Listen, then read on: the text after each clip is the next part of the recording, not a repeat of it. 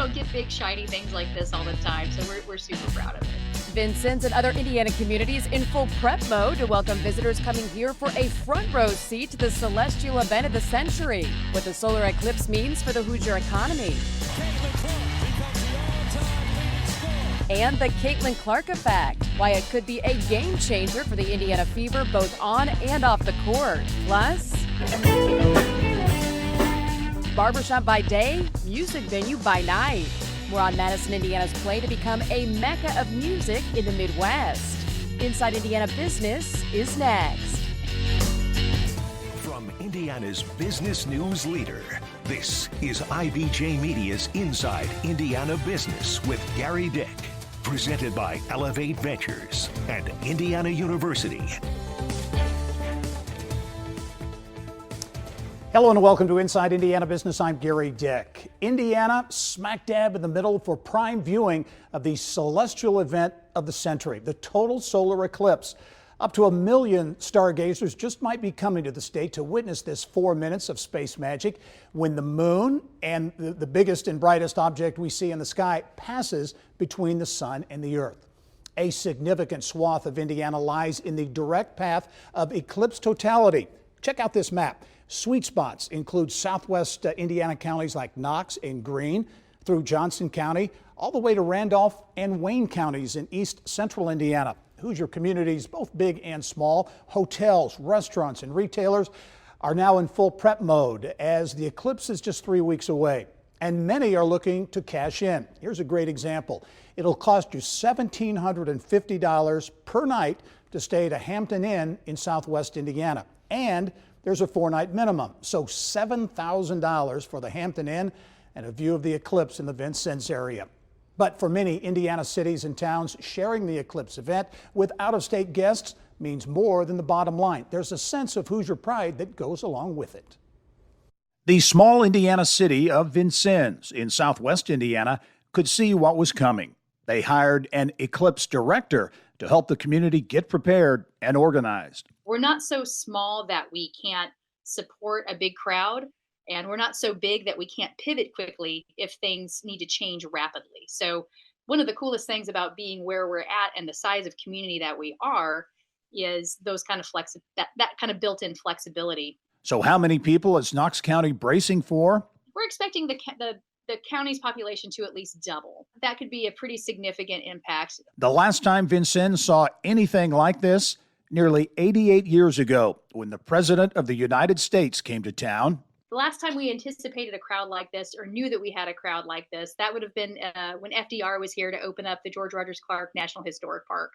And, that was all black and white photos. And the big guess then was that it was about 35,000 people. It's been an all-hands-on-deck effort to prepare for the eclipse, one that Sarah Wolf looks at as an opportunity to sell Vincennes and the region. The demographics that I think about a lot are the adult children who have moved away. Maybe they come back once or twice a year. I really want this to be an opportunity for that demographic who often works remotely, who maybe has a little bit more disposable income if they don't have children, to come back and say, hang on a second, I could actually come back and live here. The cost of living is so low. I could really get a lot more bang for my buck working remotely and come back here and see my family more often and enjoy everything that Vincennes and Knox County has to offer. We don't get big, shiny things like this all the time, so we're super proud of it. By the way, the next total solar eclipse is not expected to happen until 2033. Alaska getting the sole dibs on that one. And now, while Hoosiers may just be gearing up now for the eclipse, hospitals around the state, well, they began preparing a full year ago. And drawing up the game plan is Indianapolis-based MedXL. Business of Health reporter Kylie Valletta here now with more. Kylie. Thank you, Gary. MedXL provides healthcare facility services and works with 140 hospitals throughout the country. But hospitals in the path of totality have been a laser focus for the company. In Indiana, MedXL is working with 2 major hospitals in the path, one in Indianapolis and one in Evansville. And this is the first time MedXL has ever prepped for a total solar eclipse. For 2 to 4 minutes, much of Indiana will have the best seat in the cosmos. But it's just a few minutes of time, right? And we've been planning for a year for just a few minutes of time, but that's what our team does. Public safety experts say local population could triple or quadruple for communities in the path of totality, and that means hospitals must be ready for more patients than normal. And traffic is top of mind too. More cars mean more accidents, and traffic could even come to a stop during the eclipse. The gridlock we may see and the crowding we may see from the solar eclipse is the equivalent of 17 NFL games ending at the same time and people departing. 17. I mean, just imagine the gridlock we get just from having a Colts game, and you multiply that by 17. MedXL has drawn up plans for a major hospital in Indianapolis and Evansville to make sure medical staff can get to work for their shift and emergency teams can transport patients. If the gridlock is that bad, we potentially could land a helicopter that could take the patients to our hospitals or one of the other local hospitals. And that's the mantra for medical teams: prepare for the worst and hope for the best. As a matter of fact, the process we use to plan for the solar eclipse is a similar process we use to plan for hurricanes with our hospitals in Florida. But what we really do is we plan for what we think will happen, and then knowing that it could go to either a higher extreme or a lower extreme. Cormier says they're experts in emergencies, so they also know how to make sure a hospital building is ready. So simple things like having our supplies, our food, and our medications delivered the day before to make sure they don't be caught in a traffic jam, or even bringing our associates in early to make sure that they're there for their shift is going to be very important to us. MedXL says staff will be ready for run-of-the-mill minor injuries and also mental health. There are some groups and organizations that feel that total solar eclipse signals the end of the world or other sort of catastrophe. We prepare for people that may have some mental health issues and may need some coaching and counseling through that. And this is a first because hospitals are often the tallest buildings in a community. And so as people try to seek out the best viewing spot for the eclipse, they may try to choose the roofs of our buildings. We're not going to have access to the roofs of our buildings, nor to the top of our parking garages. With hospitals also in Fishers, Carmel, and Anderson, MedXL says it's confident the eclipse will be safe. We just didn't plan and practice with one or two hospitals. We did it with all of our sites across Indiana. It's definitely one for the history books, and we're excited that Indiana is a part of the path of totality. And that path of totality includes many rural areas where leaders say population could double the day of the eclipse. So MedXL says it's critical that rural hospitals are also ready. Lots of preparation before. Yes. How about the day of? What does MedXL plan to do the day of the eclipse? This is really cool. They actually set up a national command center right here at their headquarters in Indianapolis, where they're in touch with all of the hospitals that are in the path throughout the country. It's interesting, they have another really big hospital in Waco, Texas, also in the path of totality, so they'll be watching Waco just as closely as they're watching these hospitals in Indiana. And they have all of their heads of their leadership team in this room, so he says they can make really big decisions really fast if they need to. Interesting, right here in Indianapolis. That's right. Thanks, Kylie. Well, made in Indiana robots roaming farm fields. We will have the latest milestone for West Lafayette-based Solimtech and what it means for farmers when we come back. Here's what's making news around Indiana. Brought to you by the Indiana Association of Realtors. Indiana's 21,000 realtors. The neighbors you know, the experts you can count on. We begin this week in Northwest Indiana, where plans are moving forward to build a massive warehouse. Our partners at the Times of Northwest Indiana report an unnamed Fortune 100 company has its eye on property near I-65 and State Road 2 near Hebron and Lowell in southern Lake County. The warehouse could mean up to $100 million in investment and hundreds of jobs.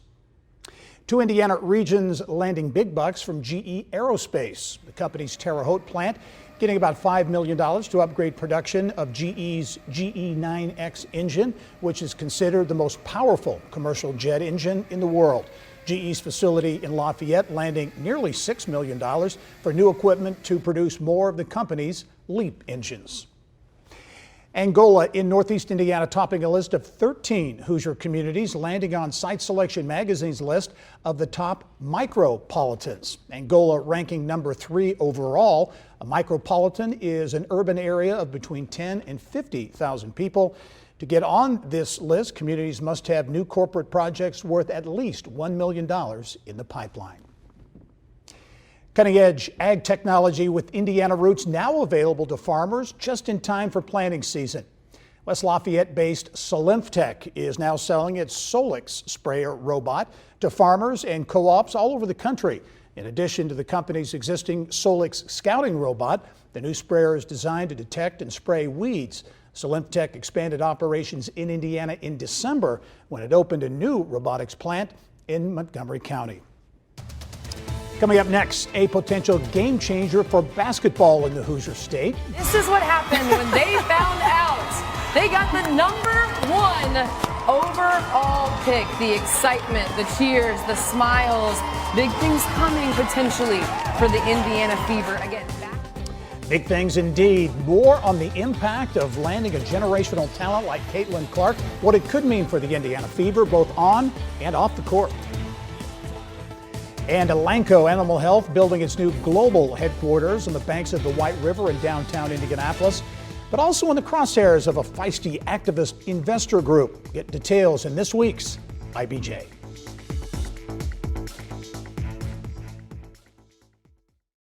At PNC Bank, we're committed to making a difference in the lives of our customers and communities by helping them move forward financially.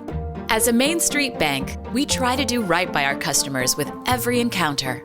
Our local teams offer personalized financial advice to help guide you in making the best decision. We're proud to be part of your community. PNC Bank. See how we can make a difference for you at pnc.com. Copyright 2022, the PNC Financial Services Group, Inc., all rights reserved. This for college basketball history. She does it with a foul shot. Caitlin Clark becomes the all-time leading scorer in major college basketball history. The Caitlin Clark effect, a generational superstar who could soon be calling the shots right here in Indiana. You know, since college hoops phenom Caitlin Clark announced she's going pro, it's been all but a foregone conclusion she'll be playing for the Indiana Fever next season. The Fever with the #1 overall pick. And in a basketball-crazed state, Hoosiers love to see it. Inside Indiana business reporter Mary Rachel Redmond joins us now with more. Well, Gary, the excitement is almost palpable. Caitlin Clark coming to the Indiana Fever is seemingly a match made in basketball heaven, both on and off the court. Whether it's the latest State Farm commercial with Reggie Miller. Okay, I'll shoot. For a new car or even that old Pacer. Someone call for an old Pacer? Or more recently, hitting your news feed right here at home. It's impossible to avoid the phenomenon that is Caitlin Clark. Caitlin Clark becomes the all-time leading scorer in major college basketball history. Undeniably the most exciting college basketball player in today's game. And she's coming to Indianapolis. Big things coming potentially for the Indiana Fever. And the Indiana Fever have the overall #1 pick in the WNBA draft next month. She's the biggest star in college basketball right now, superseding any of the men. But that doesn't cover it.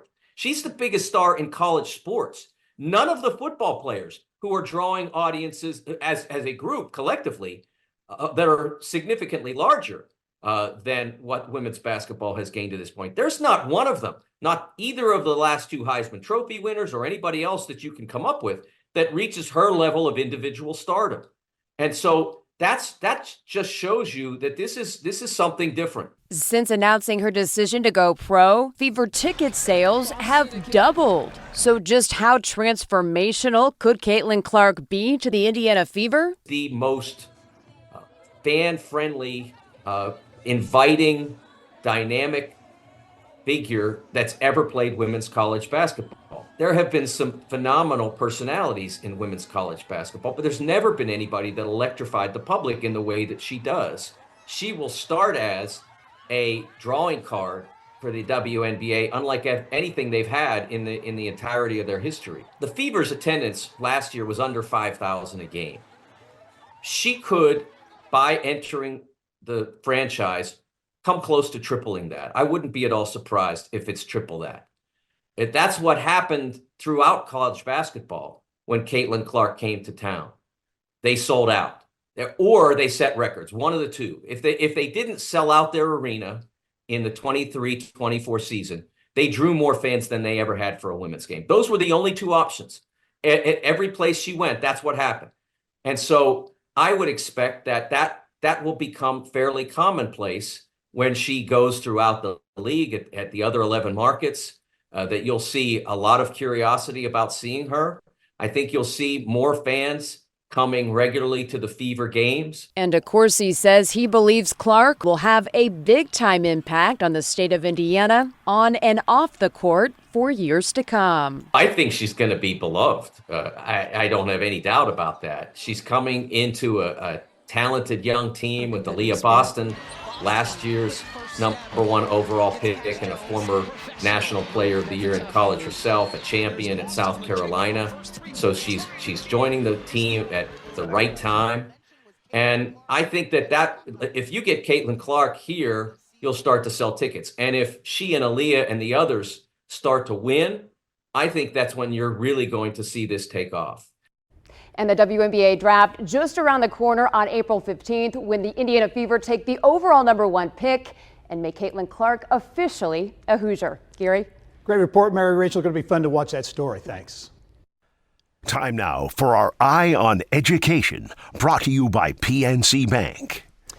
Well, Purdue University is reaching out to non-techies through a new online program. Purdue introducing its new online master's degree program, which offers 2 different majors, one for people with tech background skills and one for those without. All students will take 10 credit hours worth of core curriculum, which covers topics including the foundations, ethics, policy, and social implications of AI. For the other 20 credit hours, students can choose either technical or non-technical tracks, each of which leads to a different major. Rose-Hulman Institute of Technology making a big move to educate future innovators. The school developing a new entrepreneurial ecosystem called Innovation Grove. A major part of the plan involves moving Rose-Hulman Ventures, which is currently located about 6 miles off campus, to a new space just off the Rose campus. The school also plans to create labs and testing facilities on that new site. Coming up next, a new vibe taking over in Southeast Indiana.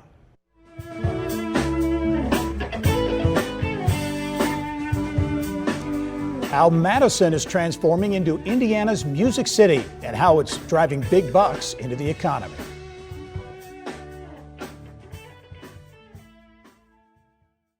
Well, for years, Nashville, Tennessee has used music as an economic development driver, and now several communities around Indiana are trying to do the same, including the quaint river town of Madison.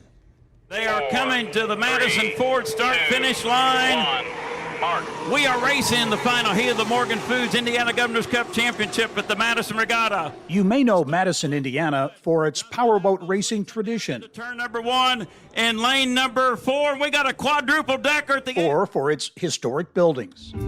I'm going down to the river. But what you may not know about this quaint city nestled along the Ohio River is how Madison is striking a chord in music, building a scene that runs about as deep and wide as the Ohio River.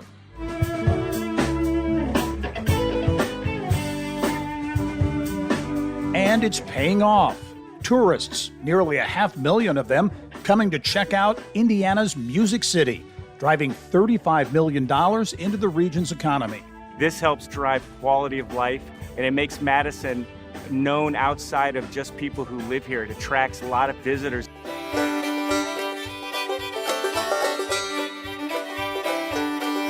One of the most popular venues, a barbershop of all places, House of Jane, where hairstylists put their scissors down at the end of the day to make way for musicians to share their vibes at night.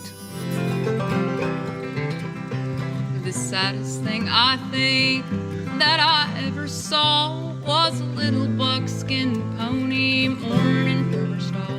And then there's the Red Bicycle Hall, brainchild of a Madison veterinarian, a place where bands like the local Honeys play. Was her honey-colored rain. Madison, putting Indiana in tune with and cashing in on a vibrant Midwest music scene. And I think Madison right now is in a renaissance. It's exploding. Thank you all.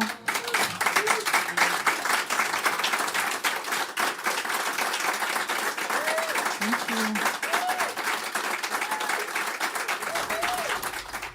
So check out Madison's music scene if you get a chance. I think you'll be in for a real treat. Well, that's all the time we have for this edition of Inside Indiana Business. We leave you this week with more images of the solar eclipse. Indiana with a front row seat to the celestial event of the century. Thanks for joining us.